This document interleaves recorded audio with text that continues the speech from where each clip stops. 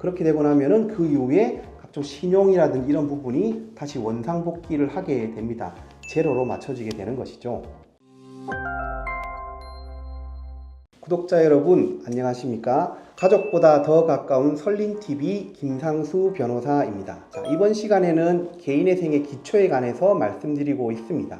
지난 시간에는 개인회생이 왜 생겨났나, 개인회생의 배경, 그리고 개인회생은 어떤 사람이 신청할 수 있나, 개인회생의 신청 자격, 오늘은 개인회생은 어떤 순서를 거치게 되나, 개인회생의 절차, 그리고 다음 시간에는 그럼 개인회생을 하면 얼마를 갚아야 되나, 변제금에 대해서 차근차근.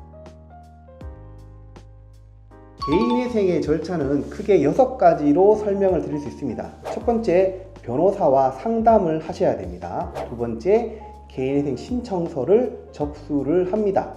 세 번째, 개시 결정이 나게 되고요. 네 번째, 채권자 집회가 이루어집니다. 다섯 번째, 인가 결정이 나고요. 여섯 번째, 면책이 나면 끝이 납니다. 쉽죠? 하나씩 설명드리도록 하겠습니다.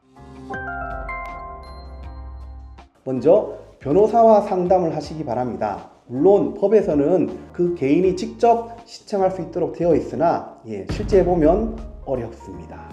그러니까 변호사와 반드시 상담을 하시고요. 변호사가 요구하는 서류를, 채권에 관한 서류, 채무에 관한 서류, 재산에 관한 서류들을 하나씩 모아서 드리면 됩니다. 그러면 변호사 사무실에서는 그 서류를 취합을 하게 됩니다. 개인회생 신청서의 접수입니다. 자, 변호사 사무실에서 채무자로부터 받았던 채무, 재산, 변제 계획안을 작성을 해서 법원에 제출을 합니다. 자, 그러면 법원에서는 회생위원이 선임이 되는데요.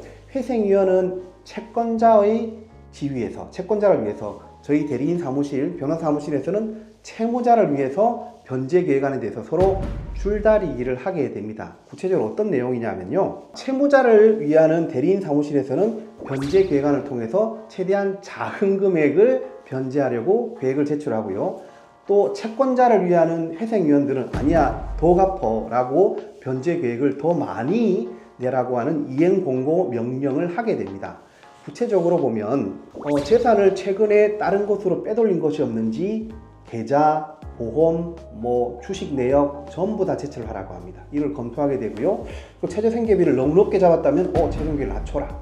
그리고 가족들 간의 돈거래는 인정 안 돼. 이거는 채무가 아니야, 채권이 아니야 라고 하기도 하고, 이렇게 보정 공고를 통해서 회생위원들은 변제금을 높이고, 저희들은 아닙니다, 이거는 진실한 채무이기 때문에 변제를 막아야 됩니다 라고 하면서 저희는 변제 계획안을 최대한 낮추려고 하는 이 줄다리기를 하게 되고요. 이때 이 과정이 참 어렵습니다. 그러나 저희는 최선을 다해서 채무자들이 가장 유리한 금액을 갚을 수 있도록 최선을 다하고 있습니다. 이 정도 개인회생 제도를 개시해도 좋아 라고 해주는 것입니다. 개시 결정입니다. 개시 결정이 이루어지면은 변제 통장이 열리게 되고요.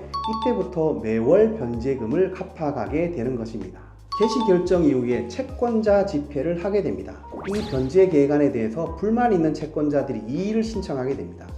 이 기간 동안에 채권자들이 채권이 양도되었거나 또는 이자나 원금이 변경되었거나 하는 경우에는 그 채권 금액을 수정해달라고 요청이 들어오기도 하는데요.